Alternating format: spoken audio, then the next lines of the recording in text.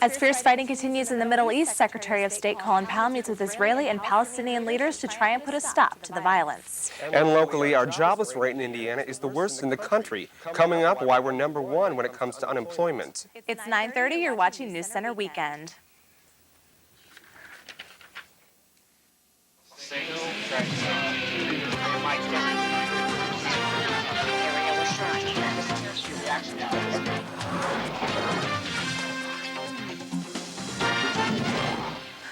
Good evening. Thanks for joining us. I'm Rob Coles. And I'm Shannon Dietz.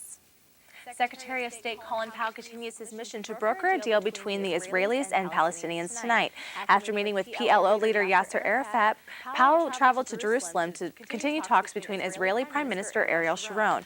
Both leaders say violence must stop before peace talks can begin. But so far, Israeli troops haven't completely withdrawn from their stronghold in the West Bank. We apologize, we are having technical difficulties at this time. And Powell says he will stay in the region a little longer than originally planned. Continuing with the war on terrorism, Spanish authorities say they've arrested a man they think served as Osama bin Laden's financial chief in Spain. Police arrested 57-year-old Algerian Ahmed Brahim just last night at his home near Barcelona. Spain's interior minister says the suspect may have links to bin Laden's al-Qaeda network. Authorities say Brahim was involved in funding the 1998 U.S. bombings of the embassies in Kenya and Tanzania. French police, as well as German police and the U.S. all took part in the operation leading up to last night's arrests. It's now time for a look at tonight's first forecast. For that, we go to Wes Klein. Yes, Shannon and Rob, it turned out to be a really nice day after we got the rain throughout this morning as it passed. Tonight's first forecast, as there will be some clouds and they will be moving out. We'll have a mild low of around 58 degrees at the southwest wind at 10 miles per hour. And coming up, I'll have details on a summer-like forecast later on in the show. Thanks, Wes. Frustrating news tonight for Hoosiers. In the past 2 years, Indiana lost more jobs than any other state. In fact, our unemployment rate is 7 times worse than the national average. 95,000 Hoosier workers have been forced to look for other jobs. The hardest sectors hit are retailing, service, and Indiana's main industry, manufacturing. Economists blame much of the problem on international competition and big business buyouts. There is hope, though. Manufacturing experts say manufacturing jobs could rebound later this summer. Police in Muncie and Indianapolis say they are closer to shutting down a national drug ring tonight. Late last week, alcohol, tobacco, and firearms agents recovered 17 pounds of methamphetamine, 4 pounds of cocaine, 21 guns, $35,000 in cash and stolen vehicles from 44-year-old David Brock's Indianapolis home. Police say he's part of the Sons of Silence gang in Muncie, and tonight they are still looking for him. If you've seen Brock, police want you to call them immediately. If arrested, Brock faces federal drug and firearms charges. Indianapolis police are still searching for the person responsible for a Friday night shooting on the city's north side. Investigators say someone walked into a barbershop and opened fire, shooting one man 6 times. He's in critical condition at an Indianapolis hospital tonight. The gunman got away. Well, you still have a little more than 24 hours before this year's tax deadline, and you might be surprised to know the #1 mistake when filing your taxes each year. And it's not forgetting to sign your name. It's actually messing up your Social Security number. The president of tax preparation company H&R Block says that when you don't enter your Social Security number the right way, IRS computers don't understand and they will then say you never even filed. So make sure you sign your name and double check your Social Security number. Still ahead at 9:30, it's record. Find out how big the jackpot is going for tonight. And what firefighters plan to do at Ground Zero this week.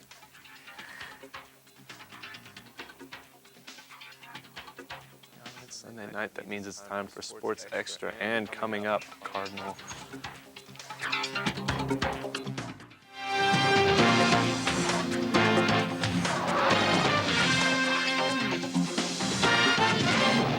Spacewalk number 3 of 4 comes today as a part of the Atlantis mission to the International Space Station. Atlantis' 7-person crew arrived at the station Alpha last week to help install a 44-foot girder, which will be used as part of a framework to support nearly an acre of solar panels and radiators. The big game jackpot on Tuesday night will be the biggest jackpot in U.S. history. After last Friday's drawing, where no one matched all 5 numbers, the take has skyrocketed from $220 million to $300 million. The big game lottery sells tickets in 7 states, including Michigan and Illinois, which are the closest destinations for Hoosiers to purchase their chances. Well, it was kind of a rainy morning this morning. Is it going to continue the rest of the week, or are we going to see more rain, or what's going on? Not for a couple days. The rain passed this morning, gave us a really nice day. Summer-like temps are in the forecast, and I'll have details after the break. Great.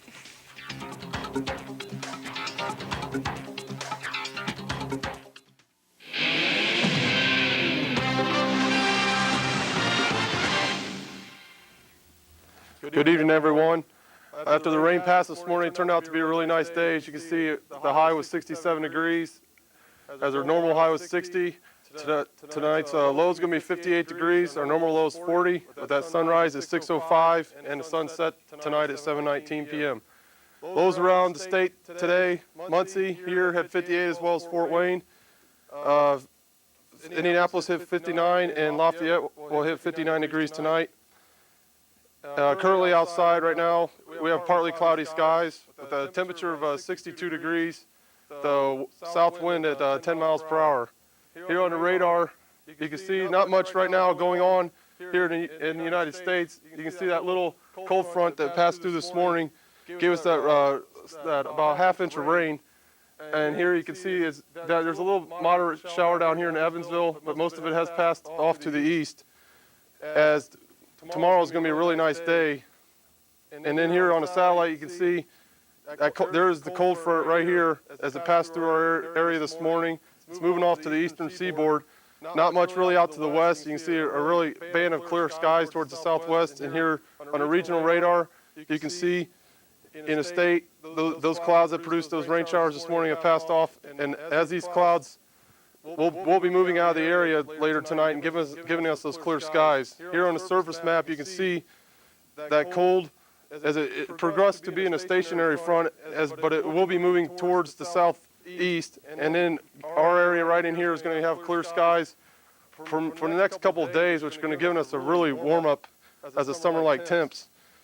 And then tomorrow, you can see there's a cold front and a low pressure system up here in the Dakotas and Minnesota, but we won't have to worry about that until about Wednesday or Thursday, as it will give us a chance of scattered thunderstorms in our area. But the next couple of days, you need to get out and enjoy it because it's really going to be a nice couple of days.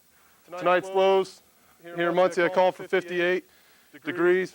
Really mild swing, as much as the United States will be in the 40s to upper 50s. And then tomorrow's high, as you can see here in Muncie, we're going to go for a high of 81 degrees. And we're sorry for the technical difficulties. But tonight, the clouds will move out. We'll have a temperature, a low of 58 degrees at the southwest wind at 10.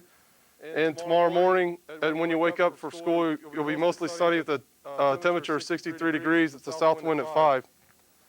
And then tomorrow afternoon, we'll see lots of sunshine in the area. Get out and enjoy it because it's going to be a really nice day, the high of 81. And then 3-day forecast, just partly cloudy skies on Tuesday with a temperature of 79 and a low of 55. And then Wednesday and Thursday, they won't be washout days, but we're going to have a chance of scattered showers and thunderstorms around the area. So plan on that, but get out and enjoy tomorrow and Tuesday. It's going to be really, really nice for spring. Well, thanks, Wes. Thank you. Now for sports, the Masters are this weekend, and Tiger Woods is playing. Yeah, Tiger Woods is playing, and he's pretty much playing with everyone. It's pretty much Tiger's tournament as usual.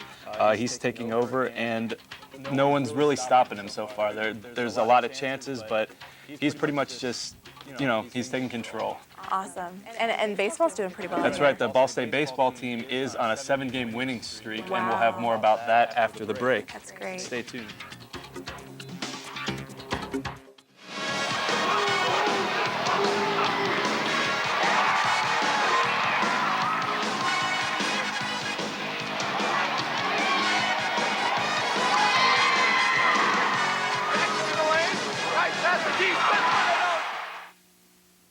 Welcome back. It's Sunday night. It's time for NewsCenter Sports Extra. Good evening, and thanks for joining us. I'm Joe McGowan. Tonight, we're talking baseball, volleyball, some golf, and a few surprises. But first, let's go to Dan McGowan for today's headlines in the world of sports. What's up, Dan? Thanks, Joe. The boo-boo still hasn't healed for Dodgers' Kevin Brown. 7 months after big-time arm surgery, the LA pitcher felt a burn in his left arm after hurling a 96-mile-an-hour fastball last night. Dodgers trainer Stan Johnston was optimistic, saying that the burn was likely to damage scar tissue. This just in, Barry Bonds is a manimal. After knocking his 7th home run in 10 games yesterday, Bonds has proven he can't be stopped. This home run puts Barry 6th all-time, passing Harmon Killebrew with 574. In the NFL, Jacksonville's Pro Bowl linebacker Kevin Hardy has inked a one-year deal with the Dallas Cowboys. The terms are expected to be announced between $1.5 and $2 million for next year, and a club option for 4 more. Finally, for the first time ever, one overly rowdy racer will be banned from driving in a NASCAR race. Kevin Harvick will have to watch the upcoming Virginia 500 from home due to his out-of-control driving and deliberate crashing of Coy Gibbs in Saturday's Craftsman Truck Series race. This act, dubbed childish by other drivers, will curb him for just one race. NASCAR felt the deduction of points or a fine was not enough to wrangle Harvick. Now back to another rowdy racer. Joe? Thanks, Dan. Other sports action now. The Ball State baseball team was in action this weekend. Nick Jenkinson joins us now with more. Hey, Nick. Hey, Joe, Ball State took care of a doubleheader Friday with Miami, and oh, did they take care of it. The Cards used strong pitching of Brian Bullington in Game 1, who had 12 strikeouts and 3 hits in 1. The Cardinal offense was paced by Matt Dickman, whose 2-shot homer propelled the Cardinals to a 3-1 victory in Game 1. In Game 2, Luke Haggerty had 12 strikeouts on 6 hits and 1 run as the Cardinals won 5-1. Brad Snyder had a 3-1 blast to bury the Red Hawks in the first inning. The Cards are now 17-11 overall, 8-2 in the MAC. Same two teams played a doubleheader in Oxford, Ohio today. Joe, back to you. Thanks, Nick. Last Thursday, the NCAA Board of Directors was given a proposal for possible rule changes affecting NBA draft-eligible players. Lisa Robertson is at the update desk with more. Lisa? Thanks, Joe. The NCAA Board of Directors could approve a new rule that would allow high school juniors to go up for the NBA draft, get picked up by a team, and still play college basketball. The team that drafted the player would own his rights for up to a year, giving them the first chance to sign the player. This rule would especially benefit college players, such as Missouri's Kareem Rush, who plans to return to college ball if he isn't picked in the top 5 and try for a better draft slot next year. Currently, any player who hires an agent is ineligible to return to college basketball, and this rule will not change. The new rule has many benefits, such as giving high school players a chance to experience college and develop better talent for the teams. Now to Joe for some Ball State volleyball. Thanks, Lisa. Ball State completed their spring practice drill today with the annual Cardinal and White scrimmage game at the stadium today. After a soggy morning, the guys were ready to get a little muddy. Billy Lynch was all smiles today after seeing a huge performance from running back Scott Blair, taking over for injured Marcus Merriweather. Blair finished with 33 carries for 176 yards. He led a late charge in the 4th to set up a field goal to give the Cardinal a 12-7 lead. But with 40 seconds to go, Talmadge Hill tried to march his troops down the field for the winning touchdown and nearly made it happen, but his final pass was nearly picked off as the Cardinal go on to win by a final of 12-7. And now on to volleyball. The Ball State men's volleyball team gets to add another MIVA title to the rafters in Worthen Arena. The volleyball team clinched the championship last night with a convincing 30-18, 30-21, 30-25 victory over Indiana Purdue Fort Wayne. It's the Cardinals' 21st MIVA championship.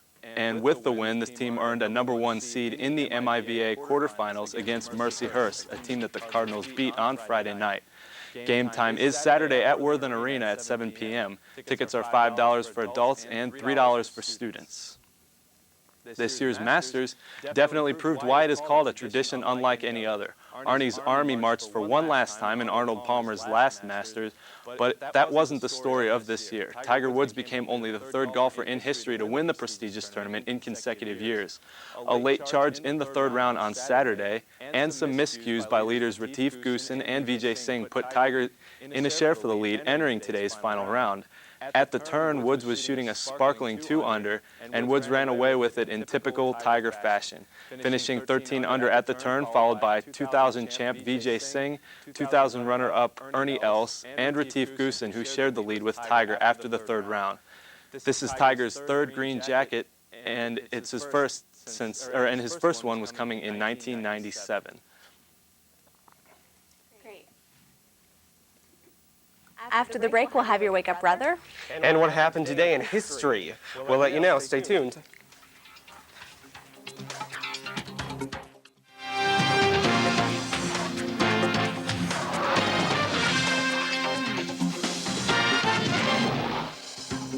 Back with the weather recap here. Tonight, we'll see the clouds. We'll be moving out with a low of 58 degrees, that southwest wind at 10 mile per hour. Tomorrow morning when you wake up, we'll see mostly sunny skies, the temperature of around 63 degrees and a southwest wind at 5 mile per hour. And tomorrow, get out, play some basketball, baseball, whatever you need to do, because it's going to be a really nice day. It's going to feel like summer with a high of around 81 degrees. And the 3-day, partly cloudy skies. On Tuesday with the high of 79, a low of 55. And then Wednesday and Thursday, we're going to have a chance of scattered showers and thunderstorms in the area. The high of Wednesday is 68, Thursday is 72. So pretty much appears to be a really great couple days ahead. It sounds gorgeous. Yeah, it looks like the whole rest of the year is going to be pretty warm from now on. Yes, Yeah. it seems like no more snow. Yeah, I hope so. I'll have to break up my shorts for the first time tomorrow. Great. Well, and a little history for you. On April 14th, 1865, President Lincoln was shot by John Wilkes Booth while attending the comedy Our American Cousin at Ford's Theater in Washington. President Lincoln died the following morning, and in 1828, the first edition of Noah Webster's American Dictionary of the English Language was published. And finally, in 1912, 90 years ago, British liner Titanic collided with an iceberg in the North Atlantic and began sinking. New York City is home to a new kind of night spot designed to bring out both the voyeur and the exhibitionist. It combines elements of reality TV, surveillance cameras, and teleconferencing. Jean Moose did a little eavesdropping. Remember the days when the standard opening line was, "Can I buy you a drink?" That's an interesting haircut you have. Right up to the camera. There we go. Bingo. Cute boy right there. It's just another night out at the remote lounge. You might not find what you're looking for, but you'll find something. Sit yourself down in front of what they call a cocktail console. It's very Jetsons. Yes, that was part of the idea. Check out the view from some 50 cameras. If you spot someone you like, send a message to their monitor and hope they pick up the phone. Would you like to say hello to what you're looking at? Press A. We want to, oh, not that boy. We want the other boy. Cruel as high school. We love this guy. Aw, he's cute. And eventually they got to talk to him. Hey, how you doing? Yeah, I'm an amateur at this. So you speak Czech? That's nice. Actually, my first language is Croatian, so we can bond on Slavic tones. Not being face-to-face is supposed to lessen the fear of rejection. We sort of see the cameras and all the cocktail consoles as being a bit of a social lubricant. Some were already lubricated enough. Can you rip your shirt off? Can you bring my friend a cigarette? The hairdresser's gonna deliver. And how about a light? Here it comes.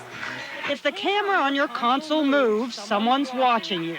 Could you take your glasses off? Because I can't see your eyes. Wouldn't it be just easier to wave across the room and say, hey? I remember one night some girl was lifted her shirt, was doing something crazy, and there was a group of guys around, and even though she was right next to them, they were watching her on the monitor. Check out the control room, which actually generates all of our 77 channels of video. The three owners are looking for investors so they can open remote lounges in other cities. Forget privacy. A sign warns you waive that right at the door. At least there are no cameras in the restrooms. All right, do some tricks, girls. Can you give us some tricks? Yeah, there you go. You can use your joystick to pan the cameras, but there's no zoom. Nevertheless, You're checking out breasts. That is so bad. Get off my boobs, dude. you can even press a button to take photos. They end up posted on the Remote Lounge website. Even the jokes here are remotely funny. What did the Dalai Lama say to the hot dog vendor? Make me one with everything. Make me one with everything. One with everything. Oh! Jeannie Moe, CNN, New York. Finally tonight, we'd like to congratulate a few members of the News Center family. Scott Hums and Ricky Selmner won first place for feature reporting from the Society of Professional Journalists. And Scott Hums also won in 2 other photography categories. Also, News Center won first place for Best Daily Newscast. News Center competed against other newscasts, including Northwest University, the University of Southern Illinois, and Kent State. Congratulations to everybody here on all of your hard work. Thanks for joining us for News Center Weekend. I'm Rob Coles. And I'm Shannon Dietz. News Center 43 is an official CNN student bureau. Be sure to join us tomorrow at News Center at 5:30.